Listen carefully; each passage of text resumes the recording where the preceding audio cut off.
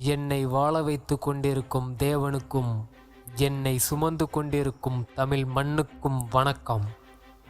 இந்த பிரபஞ்சம் எப்படி உருவானது என்று கேட்டால், விஞ்ஞானிகள் கூறும் கூற்று இந்த பிரபஞ்சம் ஒரு பெரிய வெடிப்பினால் உருவானது என்றும், பல பேர் கூறும் கூற்றுகள் இயற்கை தேவனின் படைப்பு என்றும் கூறுவர். ஆனால் இந்த பிரபஞ்சம் எப்படி உருவானது என்றும், இந்த பிரபஞ்சத்தில் சிறு தூசியாக இருக்கும் பூமியில் என்னவெல்லாம் நடக்கப் போகிறது என்றும் கடவுள் நமக்கு பல மில்லியன் ஆண்டுகளுக்கு முன்பே இந்த வேதாகமத்தில் சொல்லிவிட்டார். எதிர்காலத்தில் இப்படிதான் நடக்கப் போகிறது என்று தெளிவாக தேவன் நமக்கு சொல்லியும் உணர்வில்லாத ஜனம் அதை அலட்சியம் மட்டுமே பண்ணுகிறார்கள். அந்த உண்மையை ஏற்க மறுக்கிறார்கள். இந்த உண்மையை அறிந்த கெடுதல் நினைக்கும் மனிதர்கள் தேவன் சொன்ன எதிர்கால திட்டங்களை அறிந்து அதை தன் லாப நோக்கத்திற்காக மட்டுமே பயன்படுத்தி கொள்கிறார்கள்.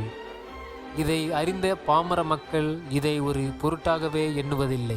நாம் வாழ்ந்து கொண்டிருக்கும் இந்த காலகட்டத்திலிருந்து இன்னும் 1000 வருடங்களுக்குள் என்ன நடக்கப் போகிறது என்பதை தேவன் இந்த வேதாகமத்தில் சொல்லிவிட்டார். அந்த உண்மையை நீங்கள் அறிந்து கொள்ள வேண்டுமென்றால் நான் தொடர்ந்து வெள்ளிக்கிழமை காலை 6 மணிக்கு இந்த உண்மைகளை வெளியிடுகிறேன். கடந்த காலத்தையும் நிகழ்காலத்தையும் எதிர்காலத்தையும் உலகில் நடக்கும் சாட்சிகளோடு காணத் தவறாதீர்கள்.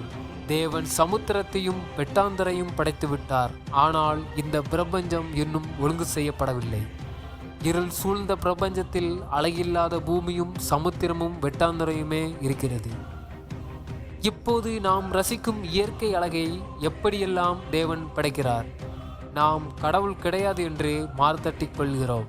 ஆனால் கடவுள் உண்டாக்கிய தாவரங்களாகட்டும், கடல் மச்சங்களாகவும் இருக்கட்டும், எதையுமே இன்னும் முழுமையாக நாம் கண்டுபிடிக்கவில்லை. இதை மட்டும் மனதில் வைத்துக் கொள்ளுங்கள். தேவன் வெட்டாந்தரையில் புல்லையும் விதையை பிறப்பிக்கும் பூண்டையும் கனிகளைத் தரும் கனி விருட்சங்களையும் முளைக்க பண்ணுகிறார். அதை தேவன் நல்லது என்று கண்டார். பகலுக்கும் இரவுக்கும் வித்தியாசம் காண வானத்தில் சுடர்களை தேவன் உண்டாக்குகிறார். அது அடையாளங்களாகவும் காலங்களையும் நாட்களையும் வருஷங்களையும் குறிக்கிறதற்காக படைக்கிறார். பகலை ஆள பெரிய சுடரும் இருளை ஆள சிறிய சுடரும் படைத்து இரவுக்கும் பகலுக்கும் வித்தியாசம் உண்டாக்குகிறார். பறவைகளையும் நீந்தும் ஜந்துக்களையும் படைத்து அவைகளை ஆசீர்வதித்து நீங்கள் பலுகி பெருகுங்கள் என்றும், வெட்டாந்தரையில் பல நாட்டு மிருகங்களையும் காட்டு மிருகங்களையும் ஊரும் பிராணிகளையும் ஜாதி ஜாதியாக படைக்கிறார். இப்படி தேவன் எல்லாத்தையும் படைத்த பின்புதான் மனிதனை படைக்கிறார். மனிதனை படைத்தது மட்டுமில்லாமல் இந்த உலகை நீங்கள் ஆளுங்கள் என்றும் அதிகாரம் கொடுக்கிறார். வெட்டாந்தரையில் மழை பெய்து செடிகளும் கொடிகளும் மரங்களும் வளர்கிறது. இதையெல்லாம் தேவன் படைத்து 7ஆம் நாள் ஓய்ந்திருக்கிறார். தேவன் படைத்த உலகில் சுழற்சி முறையில் நடக்கும் பல அதிசயங்களில் நம் கண்முன்னே நடக்கும் ஒரு அற்புதத்தை சொல்கிறேன், கேளுங்கள். அது என்னவென்றால், வெட்டாந்தரையாக கிடக்கும் இடங்கள் மழை பெய்தவுடன் புற்களும் செடிகளும் கொடிகளும் எப்படி வளர்கிறது. மனிதன் தினம் தினம் நடக்கும் அதிசயங்களை பார்த்து கொண்டு வருவதால் அது அவனுக்கு சாதாரணமாக தோன்றுகிறது. இன்னும் பல ஆச்சரியங்கள் இந்த பூமியில் நடந்து கொண்டுதான் இருக்கிறது.